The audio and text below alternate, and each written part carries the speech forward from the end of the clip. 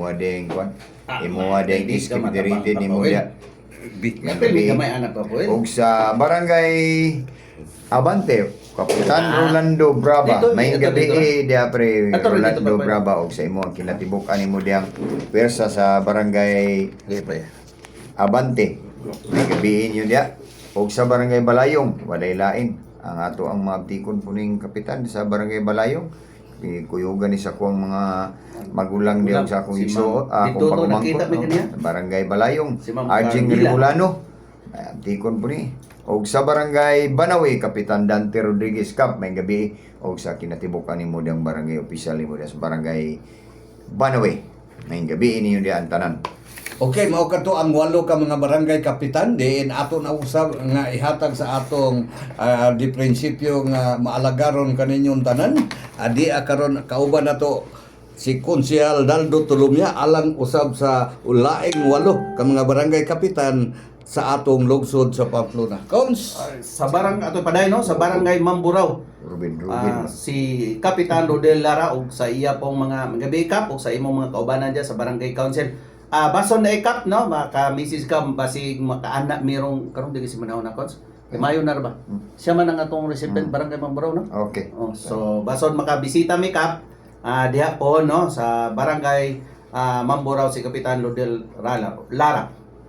Kung sa atong barangay Inawasan no, atong kapitan si Nicky Saldasal o sa iyang mga kaubanan sa barangay council, iyang iski chairman no, may gabi kanyong tanan diha. Sa barangay Patima si Kapitan Noel Baldado no, murag okay naman yung barangay Patima, murag nasitol naman So kap may gabi diha og sa imong mga kaubanan sa imong barangay council usab sa atwa day malabot kapitan diha si Nilson to. Nilson Ibarita. So, maabot na to nga kapitan no diya sa barangay Patima. Ug sa barangay San Isidro no, si Kapitan Albert Ibalig ug di ay sa kauban sab sa iyang mga barangay council no, sa iski chairman ug kang labi na diya ni Konsyal Soysoy Rebotaso no, ug si Ma'am kauban si ang Pares no, Judilyn Rebotaso may gabi diya cons. Ug usab na ay nade tay schedule ug sa Isidro. Ug to sa ato ta mag-meeting sa Hunop. barangay hall sa Hunop. O ugma alas 9 sa buntag pa puwet. Kita-kits ta diya mga konsyal. Na si mayor ug atong vice mayor ug mga Proper. dito sa dili sa unok dito sa Hunop. Hunop. Ato sunop. sa unok. Tubang na gym tong So katong skilled nga na patwi nga inyong ipatrabaho. Oo, kato. Kita-kits ta diya no.